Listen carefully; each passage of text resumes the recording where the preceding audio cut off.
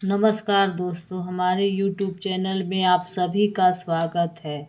तो दोस्तों, आज का कहानी है कर्मों का खेल। एक सौतेली माँ पर आधारित है।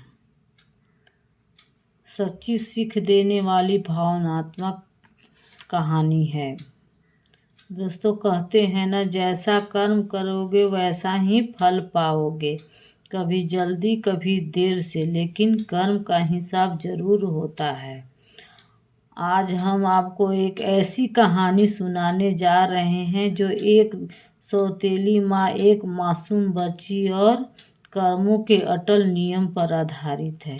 यह कहानी केवल मनोरंजन नहीं है, बल्कि जीवन में एक कड़वी सच्चाई भी है। तो वीडियो को अंत तक जरूर देखिए, क्योंकि अंत में आपको रुला भी सकता है और बहुत कुछ सिखा भी देगा। कहानी की शुरुआत एक छोटे से गांव में रमेश नाम का एक सीधा साधा आदमी रहता था।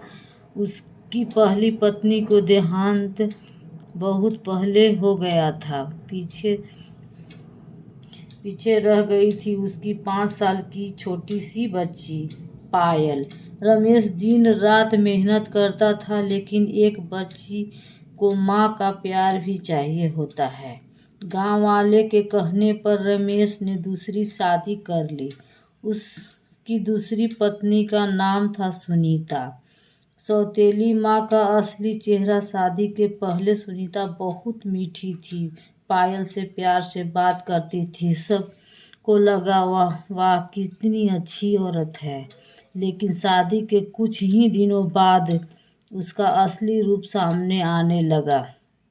पायल को अब माँ नहीं, नौकरानी समझने जाने लगा।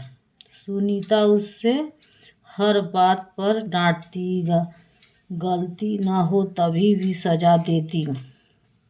अगर पायल गलती से कुछ तोड़ देती तो कहती, तेरे कारण मेरे भाग फूट गए। पिता की मजबूरी, रमेश काम से सिलसिले में सुबह से शाम तक बाहर रहता। वह सोचता मेरी बेटी अब सुरक्षित है, लेकिन उसे क्या पता था कि उसकी पीछे उसकी बेटी पर क्या बीत रही है।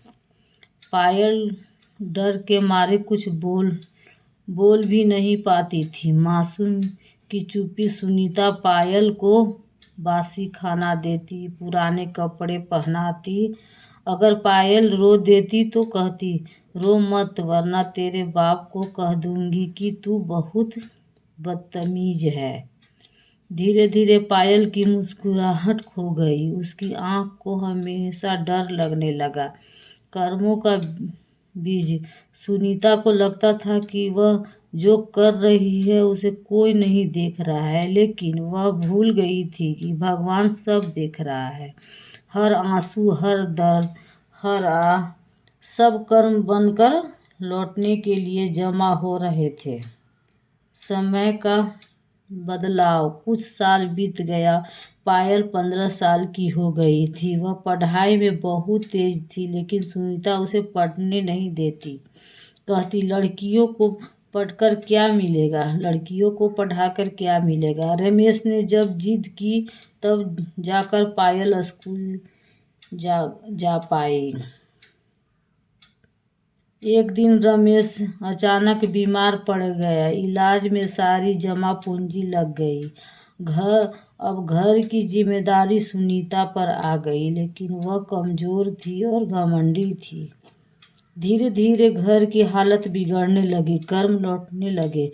कुछ समय बाद रमेश का देहांत हो गया। अब सुनीता अकेली रह गई और पायल, जिस बच्ची को उसने सताया था, आज वही उसकी एकमात्र सहारा थी। लेकिन सुनीता का व्यवहार अब भी नहीं बदला। बेटी का बड़ा दिल। पायल सब कुछ भूलकर घर संभालने लगी। दिन में पढ़ाई करती थी, रात में काम। उसने ठान लिया था कि मैं अपनी जिंदगी बदलूंगी। उनकी मेहनत रंग लाई। सफलता की रोशनी। पायल के अच्छे नंबर से पढ़ाई पूरी की और एक बड़ी कंपनी में नौकरी पा ली। अब वही पायल घर की कमाई करने लगी। सुनीता को अब उसी पर निर्भर रहना पड़ा। असली परीक्षा अब समय था कर्मों की पूरी वापसी का। सुनीता बीमार रहने लगी। कोई रिश्तेदार साथ नहीं था। वही पायल दिन रात उसकी सेवा करती। पछतावे के आंसू। एक दिन सुनीता रोते हुए बोली, बेटी मैंने तुझे बहुत दुख दिया। अब समझ में आया कि कर्म वही नहीं छोड़ते। पायल की आंख में आंसू थे लेकिन चेहरे पर शांति। उसने कहा, माँ मैंने आपको माफ कर दिया है। तो दोस्तों यही है कर्मों का खेल। जो हम दूसरों के साथ करते हैं वही लौटकर किसी न किसी रूप में हमारे सामने आता है। अगर आज हम किसी को दुख दे रहे हैं तो यह देखिए वह दुख कल आपका इंतजार कर रहा है। अगर आपको यह वीडियो दिल को छू गई हो तो वीडियो को लाइक करें, शेयर करें और चैनल को सब्सक्राइब करें। धन्यवाद।